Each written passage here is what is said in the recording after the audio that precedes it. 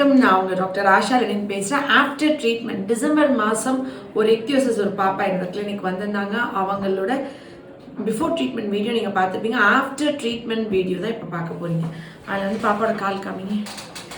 இந்த கால் ஃபுல்லாக வெடிச்சிருந்தது. எப்படிடா இருக்கு இப்போ? நீங்கள் மட்டும் வாங்க சார். பாப்பா பேர்லாம் சொல்லாதீங்க, ஜஸ்ட் நீங்கள் பேசினா போதும். உங்கள் ஃபேஸ்லாம் காமிக்க மாட்டேன். பாப்பாவோட கால் கை காமிடா. ஓகே, ஆக்சுவலி நான் இன்னைக்கு காலையில் தான் ஒரு வீடியோ போட்டிருந்தேன். என்னென்னா அந்த கை ரேகை இல்லாதனால நீங்கள் பாப்பாக்கு ஆதார் எடுத்துட்டீங்களா? ஏன் எடுக்கல? ரேகை விழலை. இப்போதான் வாழ்க்கையில் 6 மாதத்துக்கு அப்புறம் ரேகை தெரியுது. இப்போ ரேகைலாம் நல்லா இருக்கா? எவ்வளோ சாஃப்டாக இருக்கு. இப்போ கையெல்லாம் எப்படி இருக்கு மருந்து சாப்பிட்ட அப்புறம்? நீங்கள் விளக்கம் சொல்லுங்கள். மருந்து சாப்பிட்றதுக்கு முன்னாடி எப்படி இருந்துச்சு, இப்போ எப்படி இருக்குன்னு சொல்லுங்க. அது ரொம்ப செதிலா இருந்துச்சு. செதிலா இருந்துச்சு. செதில் இல்ல, சாஃப்டா இருக்கு. ஆனா அந்த டார்க்னஸ் மட்டும் தான் இருக்கு, மத்தபடி ஒண்ணு டார்க்னஸ் மட்டும் இருக்கு. சரி, முதல்ல வந்து அவரோட கை கிள்ள முடியுமா தோலை? ரஃபா இருக்கும். இப்ப தோல் கை எப்படி இருக்கு? இப்ப கை எல்லாமே இப்ப கொஞ்சம் சாஃப்டா இருக்கு. இப்ப வந்து இந்த தோல் வந்து பிடிக்க முடியாது. இப்ப ரொம்ப சாஃப்டா இருக்கு. கால் வந்து கால் வீடா? கால் ரொம்ப வெடிப்பா இருக்கும். அவ நடக்கையில அந்த பாதம் குத்துது அப்படின்னு சொல்லுவா. இப்ப கொஞ்சம் பாதம் வெடிப்பு குறைஞ்சிருக்கு. இந்த சைடு அந்த வெடிப்பெல்லாம் குறைஞ்சிருக்கு. இதெல்லாமே சாஃப்ட் ஆயிடுச்சு. செதிலா வெடிச்சு இருந்ததெல்லாம் இங்க காமிங்க. நான் எங்க கை வச்சிருக்கேன் அங்க காமிக்கல. இங்க ஃபுல்லா வெடிச்சு இருந்தது ஃபுல்லா சாஃப்டா இருக்கு பாரு. வெடிப்பே இல்ல. வெடிப்பே இல்ல. தோலா இருக்கும். எந்த Dress போட்டாலும் அது இந்த லைட் போடுங்க. இந்த விரல்கள் எல்லாம் சரியாச்சுன்னு கட்ட விரல் மட்டும்தான். இதெல்லாமும் பரவாயில்ல. இதெல்லாம் இந்த சைடுலாம் மாறி வருது. முதல்ல இதெல்லாம் அப்படியே வெடிச்சு இருக்கும். இப்ப நார்மல் ஸ்கின். அந்த Dress-ஓட பிடிச்சி இழுத்து வரும். ஓ, Dress போடுமா Dress வந்து இழுத்து இருக்குமா?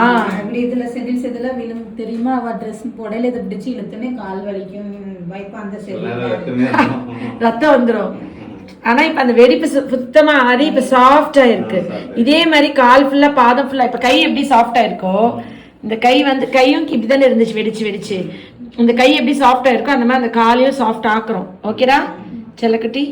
திருப்பி காமிங்க. உனக்கு எப்படி இருக்கு இப்ப? முன்னாடி உன் கை கால்லாம் எப்படி? கால் கீழே வச்சுக்கோ. கொஞ்சம் சத்தமா பேசு.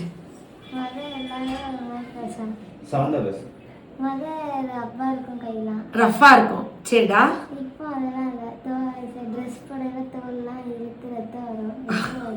சரி, குழந்தை மனசு எவ்வளவு கஷ்டப்பட்டிருக்கோம்ல. ஸ்கூல்ல என்ன பேசுவாங்க? இப்போ பேச ஆரம்பிச்சிட்டாங்க. கொஞ்சம் டீச்சர் முதல்ல ஒதுக்கி வச்சாங்க. எப்படி இருக்கு அப்படின்னு சொல்லி பேசுவாங்க. நீங்க அழுகக்கூடாது இனிமே. வாழ்க்கையில பிறந்ததுல இருந்து அழுதுட்டீங்க. இந்த ஸ்டூல் எடுத்துக்கோங்க, உட்காருங்க சார். நீங்க எடுத்துக்கோங்க. நீங்க நிக்கிறீங்க. ஸ்கூல்ல வந்து டீச்சரே கொஞ்சம் ஒதுக்கி பார்த்தாப்ல. டீச்சர்ஸ் நல்லா சேர்த்து பிள்ளைகளோட சேர்த்து விளையாடுறதுக்கு இது பண்ணாங்க. கொஞ்சம் உனக்கு அதெல்லாம் கஷ்டமா இருந்துச்சு தங்க. அவங்களுக்கு அன்பு காமிக்க தெரியலடா செல்லம். அத வீட்ல வந்து சொல்ல மாட்டாங்க. அப்படியா? தனக்குள்ளே அது எப்படி உனக்கு இந்த வயசுல இவ்வளவு ஒரு அன்பு பக்குவம் இருக்கு? நம்மகிட்ட சொன்னா அப்பா வருத்தப்படுவாங்கன்னு சொல்லி நம்மகிட்ட சொல்ல மாட்டியா? உனக்கு மனசுக்குள்ள கஷ்டமா இருக்குமா? சரி, ஃப்ரெண்ட்ஸ் யாரும் பேச மாட்டாங்களா? இவளுக்கு பிடிச்ச ஃப்ரெண்ட்ட மட்டும் பழகுவா. இவளை ஒதுக்கி விட்ட ஃப்ரெண்ட்ட போகவே மாட்டா. ஒதுக்கி விடுறாங்கன்னா அவங்க வந்து கடவுள் கிட்ட அவங்க சீக்கிரம் போக முடியாது பக்கத்துல. என்னடா? ஆனா இவ கூட சேர்ந்த பிள்ளைகிட்ட அன்பா பேசிடுவான். அன்பா பேச வைக்க எல்லாமே ஸ்நாக்ஸ் முதல்ல ஜாலியா இருப்பியா? நிறைய ஃப்ரெண்ட்ஸ் இருக்காங்களா உனக்கு? ஓகே. அது மிஸ் எல்லாம் ஒதுக்கி விடுறது வந்து ஒரு பெரிய ஒரு தவறான எடுத்துக்காட்டு இல்ல. ஒரு டீச்சர் அப்படி பண்ணக்கூடாதுல்ல. அது கேஜம்கிட்ட சொன்னோன்னே அந்த பிள்ளையிலே இவா கூட சேர்ந்த பிள்ளையிலே சொல்லி சத்தம் போட்டு அவங்களுக்குள்ளே முடிச்சுக்கிட்டாங்க. அதுக்கப்புறம் தான் அந்த ஃப்ரெண்டோட அம்மா சொல்லும் போது தான் எனக்கு தெரியும். ஓ, அந்த ஃப்ரெண்ட்ஸே மிஸ்கிட்ட சண்டை போட்டாங்க. ஏன் அவ்வளவு ஒதுக்குறீங்க? ஓ, உனக்கு அவ்வளவு நல்ல ஃப்ரெண்ட்ஸ் இருக்காங்களா? முன்னாடிலாம் யாராவது கை கொடுக்கும்போது அந்த கையெல்லாம் வெடிச்சிருக்கிறதுனால அந்த கை கொடுக்கலாம் யோசிப்பாங்க. செதுலா தெரியும். இப்ப வந்து சாஃப்டா இருக்குடா, பேபி சாஃப்ட் மாதிரி. இந்த சைடு ஓரம் ஃபுல்லா செதுரா வரும். இப்ப இந்த ஆமா, இந்த உள்ள வெடிப்பே இல்லையே கம்ப்ளீட்டா. 6 மாசம் ஆயிருக்குல்ல. 6 மாசம் லீவுனால தான் கொஞ்சம் எடுக்காம விட்டுட்டாப்ல. லீவ் டைம்ல ஒழுங்கா மருந்து வேற சாப்பிடலங்க. நடுவுல ஒரு 2 மாசம் கேப் விட்டுருக்காங்க. கொஞ்சம் அப்பப்ப. இப்ப கட்ட சாப்பிட்டியா? சிரிக்குது பாருங்க. வா, கட்டி வச்சுக்கலாம். செல்ல குட்டி. உனக்கு யார் ரொம்ப பிடிக்கும் உலகத்திலே? அப்பாவா? உன் அம்மா தான் உனக்காண்டி அழுகுறாங்க. ஓகே, என்ன கொஞ்சமா ரொம்ப எவ்வளவு ஸ்வீட். அவங்க என்ன வேணும் உனக்கு? ஓ சரிடா, சூப்பரா. அப்புறம் பாப்பா ஸ்கின் அழகா, ஆனா ஃபேஸ் வந்து 80% நல்லா ஆயிடுச்சு இல்லையா? அந்த முகமே பாக்கிறதுக்கு ஒரு இதா லட்சணமா, நல்ல லட்சணமான ஃபேஸ். முகமே 80% சரியாயிடுச்சு. இந்த காதை மட்டும் காமியே. காது மட்டும் தான், காது அந்த கழுத்து கழுத்து ஜாயிண்ட் உள்ள இடத்துல தான் அப்படி இருக்கு. இந்த அக்கிள் சைடு, இந்த அக்கிள், இந்த இது ஆனா அந்த எனக்கு காது மட்டும், காதும் இந்த எவ்வளவோ 80% பொடுகுலாம் சொல்லி மதிப்பா அதெல்லாம் இல்ல தலையில. ஆமா, தலையை காமியே. கொஞ்சம் இருக்கு. இன்னும் கொஞ்சம் இங்க காமிடா, இங்க காமி. லைட் போட ஆரம்பி. இன்னும் கொஞ்சம் தான் தலை தெரியுதாடா? அந்த அளவுக்கு இல்ல. இப்போ நல்ல தலையில, இது தலையில இருக்கிறது ஃபுல்லா கம்ப்ளீட்டா சரியாயி, நான் அந்த ஃபேஸ் மாதிரி கழுத்து உடம்பெல்லாம் ஆயிரட்டும். இன்னும் 6 months கரெக்டாக சாப்பிடுவியா ஆஷன்? ப்ராமிஸ் பண்ண. என்னோட லீவ்ல எல்லாம் ஏன் சாப்பிடாம விட்டு விளையாட்டுக்கு ஊருக்கெல்லாம் போயிட்டு சில நேரம் விடாம ஒயாம மருந்து சாப்பிடணும்னா இப்படி எத்தனை நாளுமா நான் விடாம மருந்து சாப்பிட்டேன். 6 months தான் சாப்பிட்டுருக்கேன்.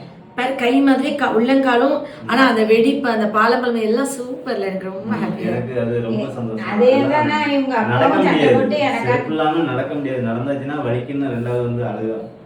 இப்ப அந்த இது ஒரே விளையாட்டு, அந்த இது ஓடி ஆடி விளையாடுறியா?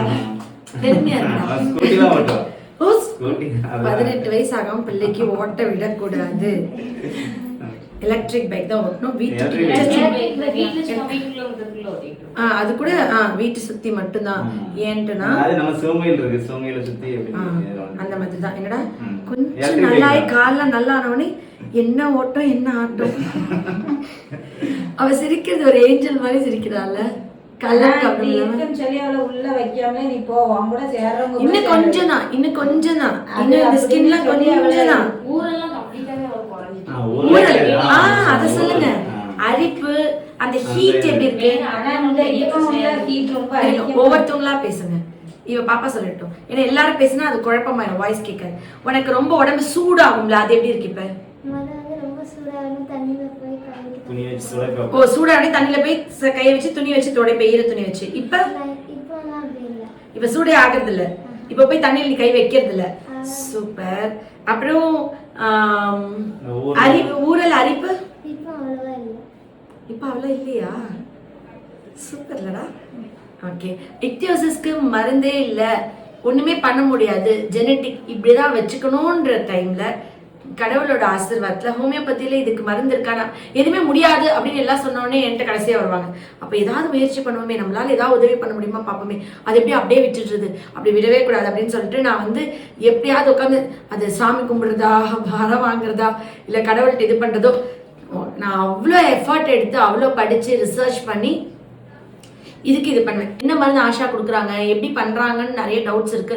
இது பண்ணவே முடியாது, சும்மா சொல்றாங்க அப்படின்னு நிறைய பேர் அதை பத்தி ஃபுல்லா படிக்காம, ஹோமியோபதியில 3000 மருந்துகள் இருக்கு, அது ஃபுல்லா தேடி படிச்சு கண்டுபிடிக்காம அவங்க வந்துட்டு இதுக்கு மருந்தே இல்ல சும்மா சொல்றாங்க அப்படின்னு சில தவறுதலா சொல்லிடுறாங்க. ஏன்னா இதுக்கு நான் ஃபுல்லா எல்லாமே ஒரு மருந்து கண்டுபிடிச்சு என்ன பண்ணுவேன்னா, எல்லாம் படிச்சு ஆராய்ச்சி பண்ணி எல்லாத்தையும் ஃபார்ம் பண்ணி ஒரு ஃபார்முலா வச்சுட்டு அப்படியே ரெஸ்ட் எடுப்பேன். அது வரைக்கும் தேடுவேன், படிப்பேன், பைத்தியமா திரிவேன் அது பின்னாடி.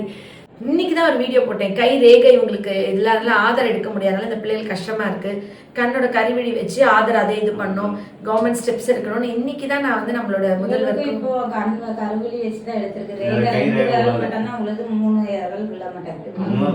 நிறைய ட்ரை பண்ணிட்டேன். இப்ப நம்ம மருந்து கொடுத்து இன்னும் கொஞ்ச நாள்ல நாள் கழிச்சு சரியா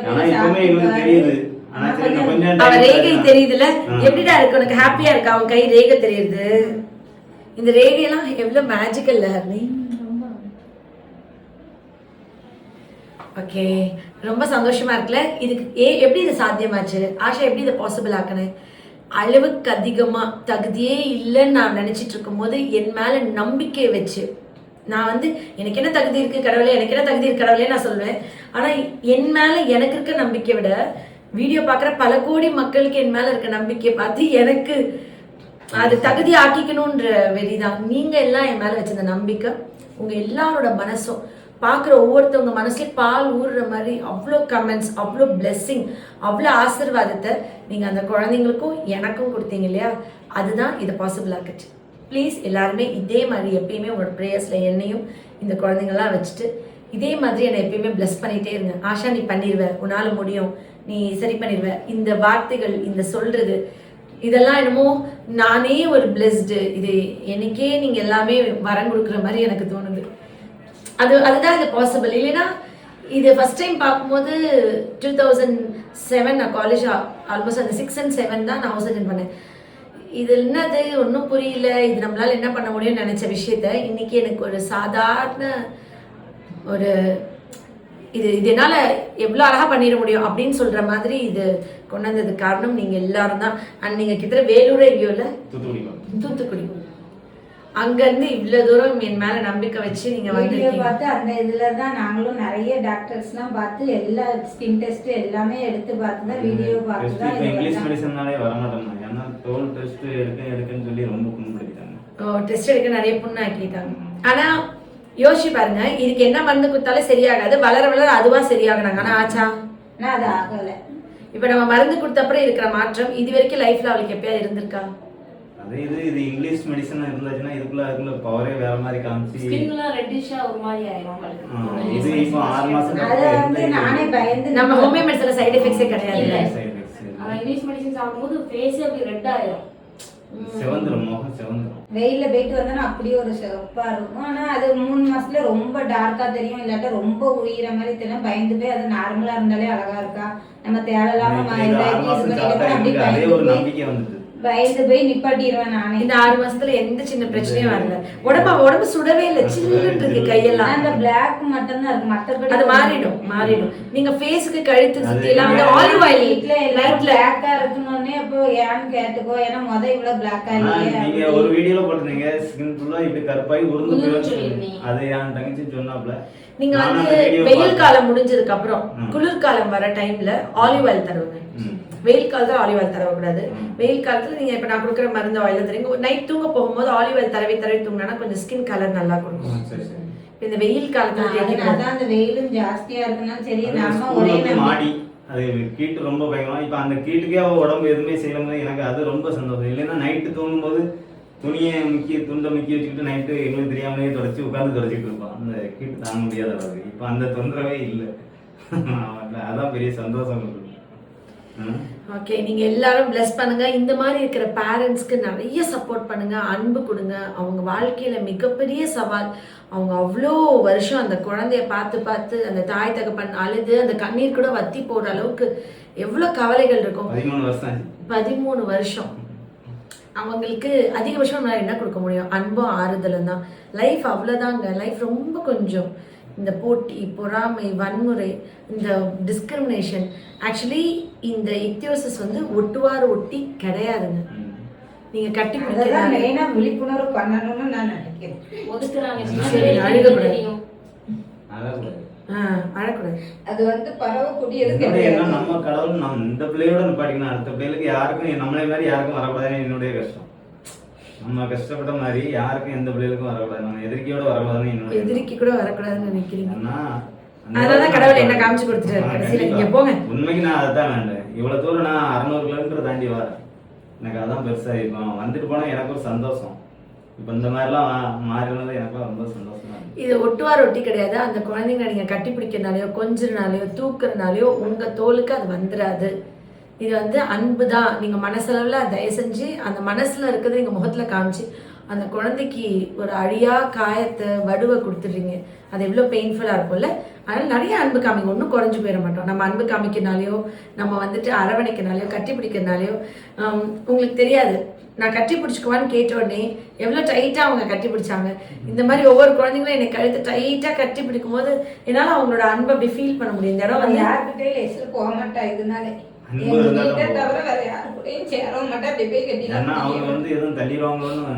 பயம். கட்டி பிடிக்கும்போது தள்ளிடுவாங்களா, எதுவும் சொல்லிடுவாங்களோ வச்சுட்டாங்களோ, நான் போகவே மாட்டேன். யாருக்கிட்டையும் என்கிட்டதான் வரா, எல்லா குழந்தைங்களும் என்கிட்டதான் வருதுன்னு சொல்லுவாங்க. அதுவே எனக்கு ஒரு அவங்களா யார் கூப்பிட்டாங்க. யார்கிட்டையும் எதுவும் வாங்கவும் மாட்டா, அவங்க தரலன்னு வருத்தப்படவும் மாட்டா, அவங்க எதுவும் பேசுறாங்கன்னு சொல்லி அதையும் மைண்டுக்கு ஏற்ற மாட்டா. நீ பெருசா வருவேடா, நீ நல்லா வருவ. இதெல்லாம் நல்லா குணமாயி உனக்கு ஒரு ஃபேமிலி இருக்கும், உனக்கு குழந்தைங்க இருக்கும், குழந்தைங்களுக்கு எந்த குறையும் இல்லாம இந்த மாதிரி ஸ்கின் இல்லாம அழகான குழந்தைகள் பிறக்கும், உன்னோட லைஃப் நல்லா இருக்கும். நீ வயசாகி நல்ல ஒரு பாட்டி மாதிரி ஆகி நல்ல வயசானதுக்கப்புறம் உன்னோட பேர பிள்ளைகள்லாம் பார்த்து ரொம்ப ஹாப்பியா உன்னோட ஏஜ் லைஃப், நீ சின்ன வயசுல எல்லா கஷ்டமும் பட்டுட்டியா, கடவுளோட கஷ்டமெல்லாம் தீர்த்தார்.